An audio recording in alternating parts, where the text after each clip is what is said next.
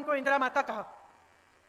तो आप सब अगर आज यहाँ मेरी बातों को सुनने आए हैं तो उसमें ये बात भी है कि मैं उनकी पोती हूँ, मेरी शक्ल थोड़ी बहुत उनसे मिलती जुलती है, तो मुझे देखने के लिए आप आए हैं। मैं भाजपा की सोच जो है कि जब आप सत्ता में हैं कुछ नहीं करें, जनता को आगे बढ़ाने का काम नहीं करें, भ्रष्टाचार करते जाएं, जहां पे आपको मौका मिला वहां हाथ मार लिया, पैसे लूट, ये जूते ये छाते आपको पकड़ाने से आप चुप हो जाएंगे और अपना बोनस नहीं मांगेंगे। इतना भी आदर नहीं करते आपकी मेहनत का। यहाँ आपकी एक बहुत खास संस्कृति है। आते वक्त मैं सोच रही थी कितनी सुंदर, प्राचीन और अनूठी संस्कृति है आपकी। मुझे याद है मेरी दादी जी इंदिरा जी कहती थी कि दुनिया से सबसे बढ़िया संस्कृति है, क्योंकि इसमें आपको प्रकृति से प्रेम सिखाया जाता है, आपको प्रकृति की सुरक्षा करना सिखाया जाता है, प्रकृति की पूजा करना सिखाया जाता है और प्रकृति पर निर्भर आप एक सादा जीवन जीते हैं, अथक मेहनत करते हैं, परिश्रम करते हैं, कर्मठता के आपके असूल हैं और पारंपरिक हुनर और कौशल के सहारे आप अपना जीवन चलाते हैं। साथ साथ प्रकृति को आप समृद्ध रखते हैं और मजबूत रखते हैं। देखिए, मैं अभी मणिया चौगान में गई थी, वहां पे मैंने पहली बार देखा ऐसी जगह को, और आप सबकी श्रद्धा उस जगह से जुड़ी है, वहां पे आपकी आस्था जुड़ी है, आदिवासी आस्था के गौरव का केंद्र है। मैं वहां गई तो मुझे बताया गया कि जो आपकी पगड़ी है इससे आपका सम्मान जुड़ा हुआ है। मुझे बताया गया कि अगर कोई ऐसी बात होती है, मान लो किसी से ऋण ले लिया, चुका नहीं पा रहे हैं, तो आप पगड़ी रख के जाते हैं। तो ये बात मेरे मन में आई कि जब हम यहाँ चुनाव के समय आते हैं और हम आप सबसे बड़े बड़े वादे करके जाते हैं और कहते हैं कि हम ये करेंगे, घोषणाएं करते हैं, तो एक तरह से हम अपनी पगड़ी आपके सामने रखते हैं। हम ये बात कर रहे हैं कि अगर हम ये नहीं पूरा करेंगे जो हम बातें यहाँ पे आपके सामने हम कर रहे हैं, तो हमारा सम्मान जाएगा। तो आज इसी भावना से मैं आपके सामने खड़ी हूँ। आपने, कई वक्ताओं ने इंदिरा जी की बात की। इंदिरा जी मेरी दादी तो थी, लेकिन जैसे आपने कहा, आपने उनको इंदिरा माता कहा। शायद जो बुजुर्ग हैं उनको याद भी होगा उनके बारे में। तो आप सब अगर आज यहाँ मेरी बातों को सुनने आए हैं तो उसमें ये बात भी है कि मैं उनकी पोती हूँ, मेरी शक्ल थोड़ी बहुत उनसे मिलती जुलती है, तो मुझे देखने के लिए आप आए हैं, मैं जानती हूँ।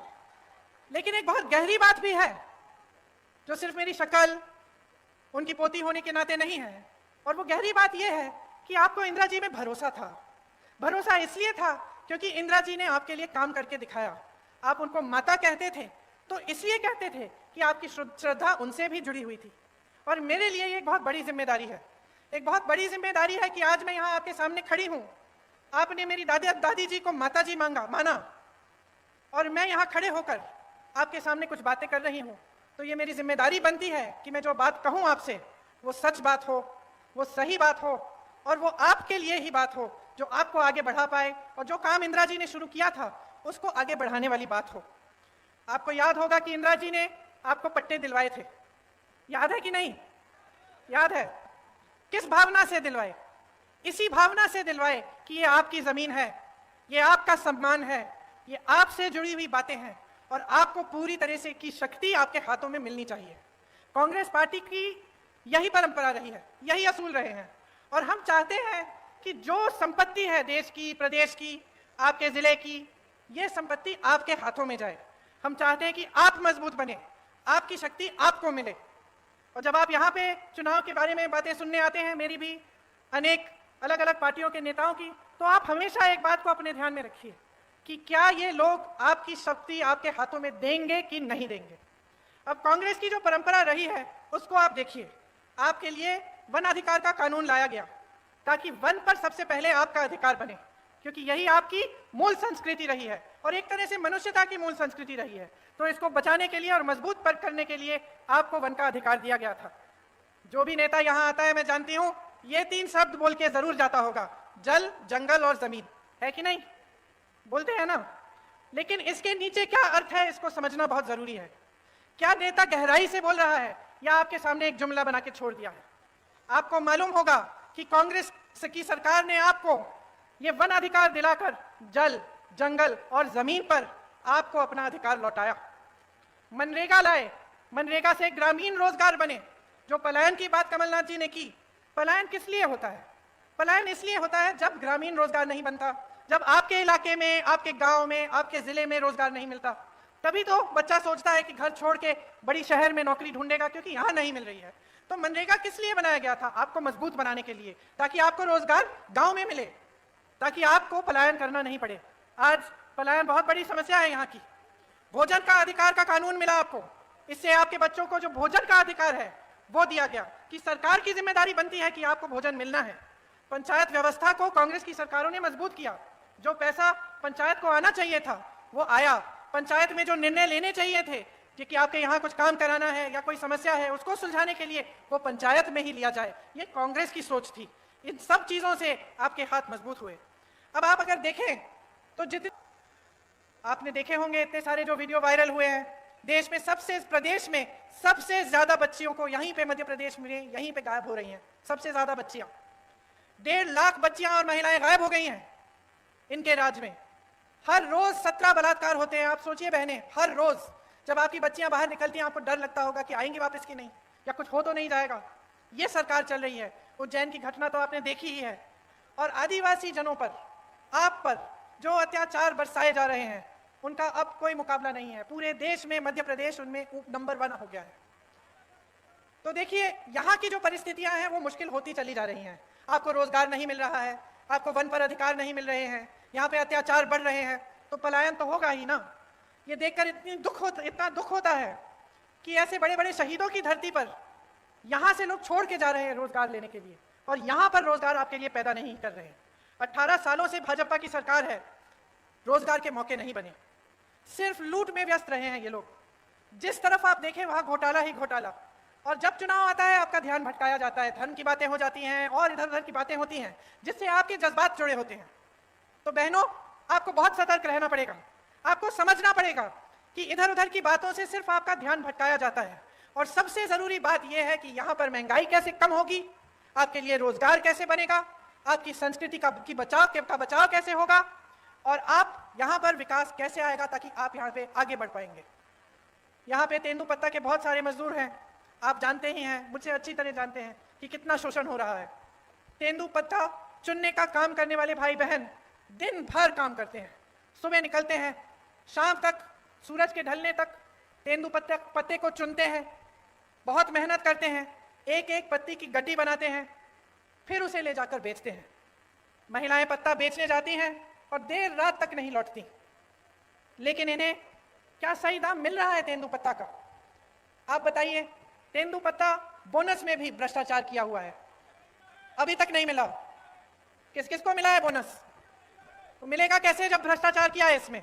आप सोचिए, हर जगह भ्रष्टाचार कर रहे हैं। आपकी महिलाएं जाके तेंदुपत्ता रोज उसका काम करती हैं, उसको चुनने का काम करती हैं, सुबह से शाम तक काम करती हैं, रात को घर आती हैं, और बोनस में ये भ्रष्टाचार करते हैं, पैसे ये बनाते हैं। आपको सही दाम नहीं मिलता। आपको मालूम है कि छत्तीसगढ़ में 4,000 रुपए मिलता है तेंदुपत्ता का दाम। यहाँ को धान का बोनस नहीं दिया। छत्तीसगढ़ में जहां कांग्रेस की सरकार है वहां सबसे ज्यादा धान का दाम मिल रहा है पूरे देश भर में। ये काम कर रही है कांग्रेस की सरकार। ये तेंदुपत्ते पर बोनस देने का काम किसने शुरू किया था आपको मालूम है? इंदिरा माता ने किया था शुरू। उन्होंने शुरू किया था। जब वो यहाँ आई और उन्होंने देखा कि यहाँ की महिलाएं इतनी मेहनत कर रही हैं, तो उनको लगा कि आपकी मदद होनी चाहिए। आज बोनस का पैसा, जैसे आप कह रहे हैं, नहीं मिलता है। आपको चप्पल दे रहे हैं, छाते दे रहे हैं, जूते दे रहे हैं, बोनस का पैसा नहीं दे रहे हैं। उसमें कमीशन होगा, ठीक है, सही बात कह रहे हैं आप, बिल्कुल। लेकिन आपके सम्मान की क्या बात है? आपके सम्मान की क्या बात है? क्या जूता, चप्पल, छाते से आपका सम्मान जुड़ा है? आप मेहनत करते हैं, क्या आपको अपनी मेहनत की कमाई नहीं मिलनी चाहिए? क्या आपकी मेहनत में आपका सम्मान नहीं है? तो ये जो है, ये सोच है ना, इसी के बारे में आपको बताना चाहती हूँ। एक तरफ कांग्रेस की सोच, आपकी सम्मान, आपका सम्मान, आपकी संस्कृति, आपकी परंपराएं को आगे बढ़ाने वाली सोच, और उसके बारे में मैं और बताऊंगी आपको कि कैसे छत्तीसगढ़ जैसे प्रदेश में कैसे कैसे काम हो रहे हैं। और दूसरी तरफ भाजपा की सोच जो है कि जब आप सत्ता में हैं कुछ नहीं करें, जनता को आगे बढ़ाने का काम नहीं करें, भ्रष्टाचार करते जाएं, जहां पे आपको मौका मिला वहां हाथ मार लिया, पैसे लूट लिए, काम नहीं किया, चुनाव आने का समय आया, 18 साल से जो आपने काम नहीं किया वो चुनाव के 18 दिन पहले आप शुरू कर लेते हैं। ये घोषणा करेंगे महिलाओं के लिए, आदिवासी जनों के लिए घोषणा करेंगे, कोई और घोषणा कर देंगे बच्चों के लिए, युवाओं के लिए। लेकिन जब आप 18 साल से आपकी सरकार है, जब आप सत्ता में हैं और आप थे, तो आपने क्यों नहीं किया ये काम, ये मैं पूछना चाहती हूँ। और मैं चाहती हूँ कि आप सबका ध्यान इसी तरफ आकर्षित हो। आपको आपकी सम्मान की कमाई मिलनी चाहिए। ये जो इन्होंने चप्पल, जूते, छातों की बात की है ना, इसको बंद कराइए। देखिए, थोक में खरीदते हैं, आपको एक जोड़ी चप्पल पकड़ा देते हैं, आपका कौन सा साइज है नहीं है वो भी नहीं मालूम, ऐसे ही पकड़ा देते हैं और सोचते हैं कि ये चप्पल, ये जूते, ये छाते आपको पकड़ाने से आप चुप हो जाएंगे और अपना बोनस नहीं मांगेंगे। इतना भी आदर नहीं करते आपकी मेहनत का। ये आपकी मेहनत की कमाई है, आपका अधिकार है, आपको बोनस मिलना चाहिए और आपको तेंदुपत्ता का सही दाम मिलना चाहिए। अब मैंने छत्तीसगढ़ की बात की, मैंने छत्तीसगढ़ की इसलिए बात की, बहनों सुन लो, क्योंकि छत्तीसगढ़ में कांग्रेस की सरकार है। अभी कुछ दिनों पहले मैं बस्तर गई थी, जहां पे आपकी तरह, यहाँ की तरह आदिवासी संस्कृति है, आदिवासी बहन भाई रहते हैं। तो वहां जो कांग्रेस की सरकार है, सबसे पहले तो आज के दिन तेंदुपत्ता के लिए वहां पे 4,000 रुपए मिल रहे हैं पर बोरा, प्रति बोरा। आदिवासी क्षेत्र को उन्होंने एक ब्रांड बना दिया है, मतलब पूरी दुनिया में जाना जाता है बस्तर की ये आदिवासी क्षेत्र है, एक ब्रांड है। वहां पे बड़े बड़े मिलेट के प्रोडक्शन के प्लांट लगा दिए हैं, ताकि वहां की जो उपज है उसमें से ऐसी ऐसी चीजें बनी जो पूरी दुनिया में, पूरे देश भर में पहुंच सके। वहां कोदा, कुटकी, रागी, ज्वार जो उगता है, उसमें से ऐसी ऐसी चीजें बनाई हैं जो दिल्ली की बड़ी बड़ी दुकानों में बिक रही हैं। अच्छा, वहां इंग्लिश मीडियम स्कूल खोले हैं अपने आदिवासी बहन भाइयों के लिए। वहां की ये नीति है कि आदिवासी पाठशालाएं बनाई हैं जिसमें आपकी संस्कृति सिखाई जाती है। गौठान में रोजगार बनाए हैं, ताकि जो मेरी बहनें हैं, मैं आपको बताना चाहती हूँ, जो काम कांग्रेस की सरकार ने छत्तीसगढ़ में किया, मैं गई थी काम को देखने के लिए, वहां मैं कुछ महिलाओं से मिली, वहां जो स्वयं सेवा समूह है उनके गौठान है, और मैंने पूछा कितना कमा रही हो बहन, पता है क्या जवाब मिला? 1 लाख से 6 लाख रुपए बहनें कमा रही हैं गौठान चला के। तो क्या आप नहीं चाहेंगे कि आपके प्रदेश में भी एक ऐसी सरकार आए जो आपको समझे और ये समझे कि आपकी जरूरतें क्या है? गौठान बनाएंगे या इसमें से हम कैसे कैसे काम करा सकते हैं, कहाँ कहाँ रोजगार पैदा हो सकता है बहनों के लिए, भाइयों के लिए, कैसे ऐसे वन के उपज हैं जिनको हम आगे बढ़ा सकते हैं। आपको पता नहीं होगा, छत्तीसगढ़ में 60 से ज्यादा वन उपज को समर्थन मूल्य दिया जाता है, मतलब कि उसका दाम आपको मिलता है। यहाँ को आपको एक तेंदुपत्ता का नहीं मिल रहा है, वहां 67 वन उपज के लिए आपको सही दाम मिलता है। तो आप सोचिए कि अगर आप सही सरकार चुनते हैं और आप सही पार्टी को वोट देते हैं, जिसके नेता आपको गुमराह करने के लिए काम नहीं करते, आपको आगे बढ़ाने के लिए काम करते हैं, तो कितनी तरक्की आ सकती है आपके जीवन में। आप में हुनर है, हमारी बहनें गुलदस्ता बनाती हो, खिलौने बनाते हो, पेंटिंग बनाते हो, मूर्तियां बनाते हो, हुनर है ना, कला है और आपकी अपनी है। अब इसको लेकर अगर देश भर में, दुनिया भर में आप इसको भेज सकते हैं और इसके जरिए आप कमा सकते हैं, तो आपके लिए कितना अच्छा होगा। और यही काम हमारी सरकारें करके दिखा रही हैं, छत्तीसगढ़ में कर रही हैं, राजस्थान में कर रही हैं। आपका सम्मान देश भर, दुनिया भर में फैलता है और बनता है। यहाँ भी हम चाहते हैं कि अगर सरकार आएगी तो ये घोषणा है कि मैं करने जा रही हूँ कि तेंदुपत्ता के लिए प्रति बोरा 4,000 रुपए यहाँ पे भी आपको दिलवाया जाएगा। और जैसे छत्तीसगढ़ में पेशा कानून लागू किया है, उस तरह से यहाँ पे भी पेशा कानून लागू होगा।